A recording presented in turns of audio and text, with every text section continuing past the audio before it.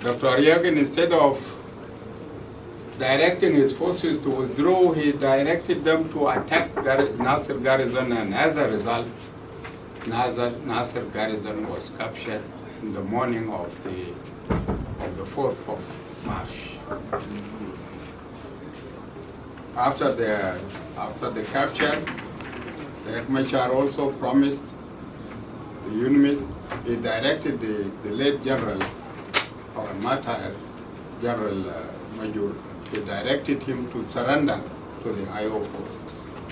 And the general refused, and thereafter, UNMISS contacted him so that he can guarantee the safe passage for the UN helicopters to go and pick those who are there with the general. They promised them, but unfortunately, his promise did not have any impact. And he continued to make his promises. The helicopters went, and they could not pick those who were in the tanks, the general and his staff. They were shot at, so they came back. They went back to Malakal. The other day, he gave them another assurance, and with that assurance, the helicopters went and landed.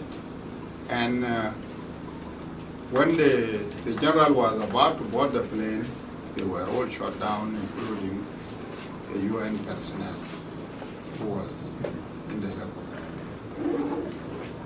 That was against his assurances that they would not be killed.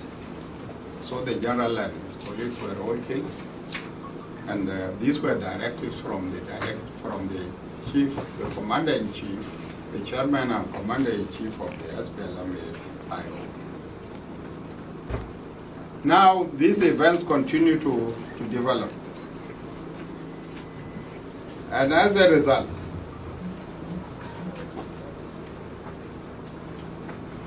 the IO forces, in the name of the White Army and the Nas Defense Forces, 1, attack and overran Naser garrison.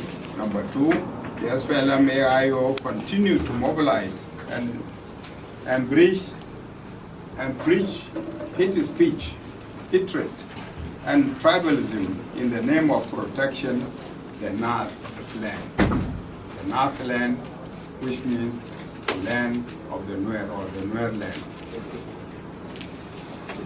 On the 25th of March, on the directives of Dr. Riek Machar as well, the SPLM-IO forces, which were already in the unified forces, attacked their brothers and sisters in those areas. They attacked them, they attacked their colleagues who were trained with them, deployed with them, and they were staying together. They attacked them on the 25th in Tunga, Nyalwag, Bunkur, Wazlel, and Rajaf Training Center. And they took over these areas. They took over these positions. What took place in Rajaf here is very near, and you know what happened. They took over these areas, and the forces here for Rajaf, the SSPDF had to move to go and take over Rajaf. They fell in an ambush by these forces, by the SPLM-IO forces, and nevertheless, the SSPDF managed to repulse them and chase them away from the center. For other places, of course, they are still continuing under their occupation, and the SSPDF is progressing, and it is moving towards those centers in order to take them over from them. On the 26th of March, and on the directives of Dr. Riek Machar, the SPLM-IO component at the training centers of Makuei, Panier withdrew to unknown destination. This is there is a training center here, which was meant actually to be the training college, where the IO forces, where the National Security Forces were there, combined forces. Those forces withdrew, and it is not known where they have gone. They don't have arms, but they withdrew with some of the trainers. Some of the trainers who were armed, they withdrew with them to unknown destination. Also, the forces of Panier also, who were there, they have also withdrawn with their trainers, and it is not known where they have gone to. But they are in South Sudan. Now, with this, on the based on the same,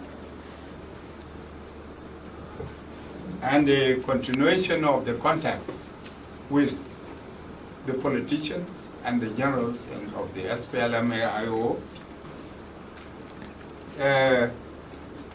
when they realize that this thing is already known and that some of them were about to be arrested, then these people, General Ye Dak, who is from the National Security, General Wesley Welebe, who is from the SSPDF in the general headquarters here, he was an IO, but he's already integrated. And Minister Pal Mai Deng. These people have disappeared. In addition to that, the person from whom you have been receiving reports and who have been writing all the time, that is the first Deputy Speaker of the Transitional National Legislative Assembly, who is Nathaniel Oyet. They have all disappeared. They are no longer in town. Some of them are here, others are outside the country. Somebody like Nathaniel Oyet, I understand that he's in Uganda at present. These are the people who have left. Based on that, and in order to save the transitional national, the agreement, in order to save the agreement, and an exercise of his powers vested upon him, the President of the Republic of South Sudan, who is in charge of the safety and security of the lives and properties of the people of South Sudan, who is in charge of the safety and safety of the territory of the Republic of South Sudan. His Excellency President Salva Kiir Mayardit directed that the Vice President, Dr. Riek Machar, should be put under house arrest pending investigation. This is an exercise of powers vested upon him, and this is why you might have heard that Dr. Riek Machar is under house arrest. He's under house arrest, will be subjected to investigation, and it is the investigation that will prove his innocence or his guilt. So this is what happened. This action is dictated by the need for the protection of the hard-won independence for which our heroes and heroines shed their blood and sacrificed their lives. There is no joke about this, because this independence which we got today was not given to us on a silver plate. It was paid for, and we have paid lives and blood. And as such, anybody who would attempt to play with this independence will not be tolerated. For that matter, His Excellency the President directed his arrest. People have been saying, well, this is a violation of the agreement. Does the agreement authorize anybody to take the lives of others? Does the agreement authorize you to do whatever that is unlawful because of the agreement? No. The agreement is an agreement governed by law, and we must abide by that law. If we decide to violate in the name of the agreement, then it is unfortunate. So with that, this is to inform you that the Vice President is under house arrest and he will be investigated. The outcome of the investigation will be known to you.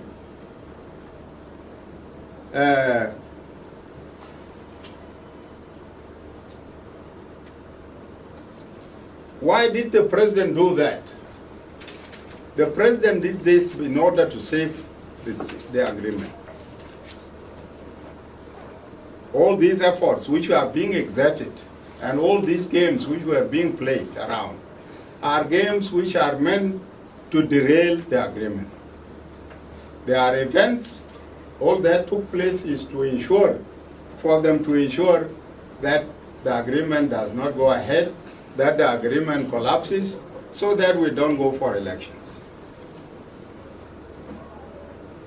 So anybody who is obstructing the progress of this agreement will not be tolerated. I'm saying this because the agreement came as a result of negotiations. It did not give any party the right to obstruct the progress which is being made in the implementation of that. It did not give anybody the right,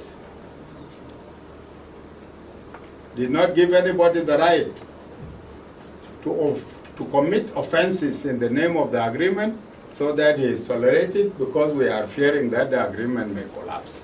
No. Such actions are the actions that will lead to the collapse of the agreement. This is why the President had to intervene in order to prevent the collapse of the agreement. So this is the reason why Dr. Riek Machar, if you might have heard, is at present under house arrest. There are those who are in the social media, there are those who are saying, no, the Vice President is not under house arrest. I've come here to confirm that he's under house arrest, so that you don't listen to all those people, those who try to deviate and create unnecessary havoc around the issues. With that,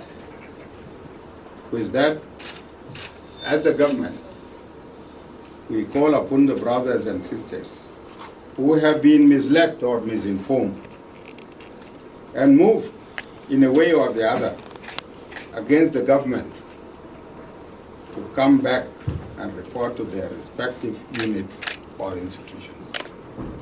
Anybody who is misinformed, anybody who is misled, please come back to your unit.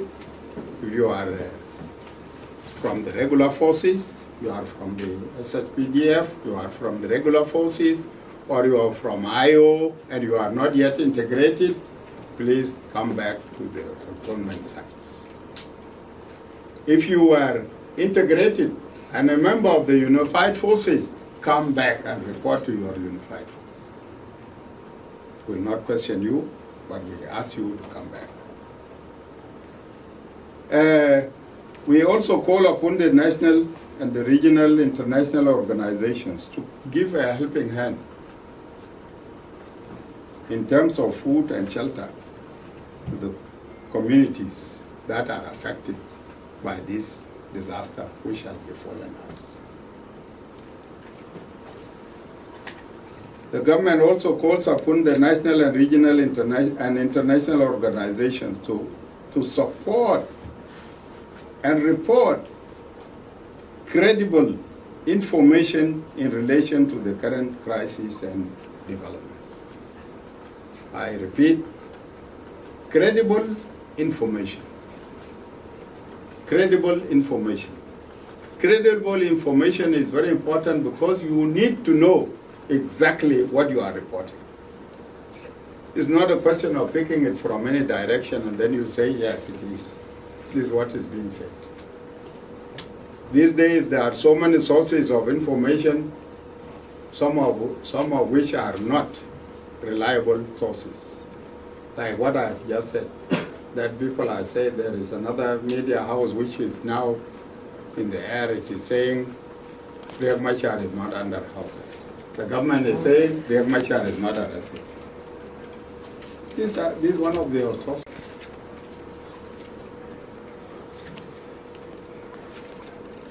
With that, let me assure you and the people of South Sudan that the situation is normal. The situation is normal and it is under full control. There are some sources which have taken up the issue of security of South Sudan. If you might have come across an information which they call a security brief by Radisson Blue. Radisson Blue, which is a business company, it is a hotel, and has taken up the security of South Sudan to be its own. And what they did, they have reduced their personnel, that is one. Number two, they have advised all the expatriates to leave the country. Imagine, advising all the expatriates to leave the country. In what capacity now are they writing? This is simply because everybody has decided to take the security of South Sudan into his own hands. And this is why Radisson Blue, the management of Radisson Blue decided to write that way. Radisson Blue will answer. And it is that report of Radisson Blue that has caused a lot of negative impact. And that is not the correct way, that is not the right way.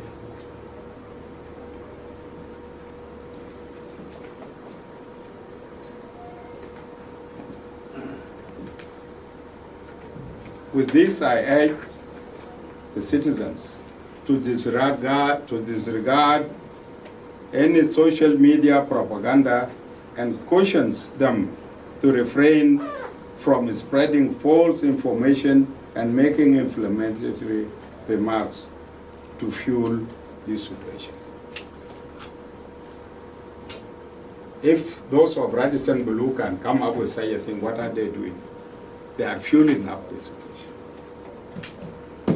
If Radisson Blue, as a company, feels insecure, they should pack and go. But they should not call on foreigners, other expatriates, and tell them, no, you are insecure. Are they in charge of their security? Even the staff of the Radisson Blue is the responsibility of the government of South Sudan, not for them to claim being responsible for the security of others. And who are those authorities that usually advise them on security issues here in South Sudan? This is how we have been infiltrated. This is how security of South Sudan has been compromised, and we will not allow that to happen anymore. Anybody who tampers with the security of South Sudan will not be tolerated. Because we are here as a government. We are here as a sovereign state. Any foreigner who does not feel secure, is up to him or her to go. But for others to tell others that no, you don't need to stay here, go away, then we will start with them to go away. And even if it means that business closes down, we will do so. Because they are not helping us in any way, they only came to establish a business. And if they have come here to establish a business and they have decided to take over the security of our country, then that is a different thing.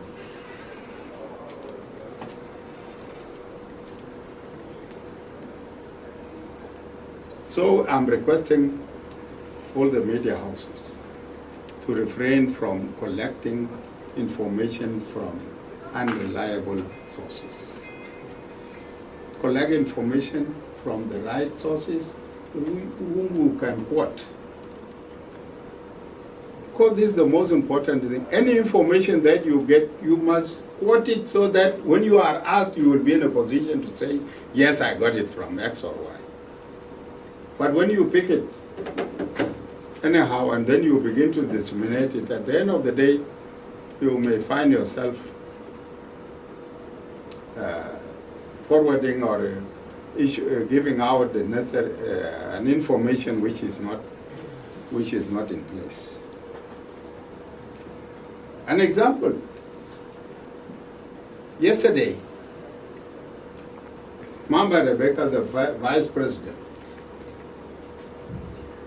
who had been sick all this time, left yesterday from Juba International Airport, going to Nairobi, and today she will be leaving for Dubai. She is going for treatment. Now, some of you have already picked it and said, oh, things are very bad. Even Mama Rebecca has escaped. Imagine. And even if I were not to come back, I think you would have said that Michael has escaped. Because I had to come back and cut my mission yesterday, and I came back yesterday. These are some of the information that need to be verified before you pass any information. Mama Rebecca is going on sick leave. She had been sick all this time, and she was allowed by the president to go for treatment. And this must be understood clearly. So it is unfortunate that we have started to pick some of the informations which are not called for. His Excellency the President had been very clear from day one that I will not take South Sudan back to war. And these steps which has taken up to now are steps that will prevent us from going back to war. We will not go back to war, but we will continue with the implementation of the agreement. Those who have been dreaming and trying their level best to ensure that the agreement will collapse, this agreement will not collapse. It will continue, and it will continue, and we'll continue to implement it in letter and spirit. It will be implemented in letter and spirit, and elections will be run. Those who do not want elections, those who are creating all these obstacles, we will overcome them. And we will go for elections. So, whatever you want to see, whatever information that you entertain in mind, please drop that information and listen to what I'm saying.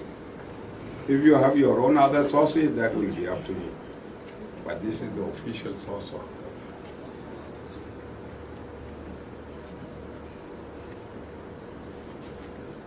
With that, I say thank you very much.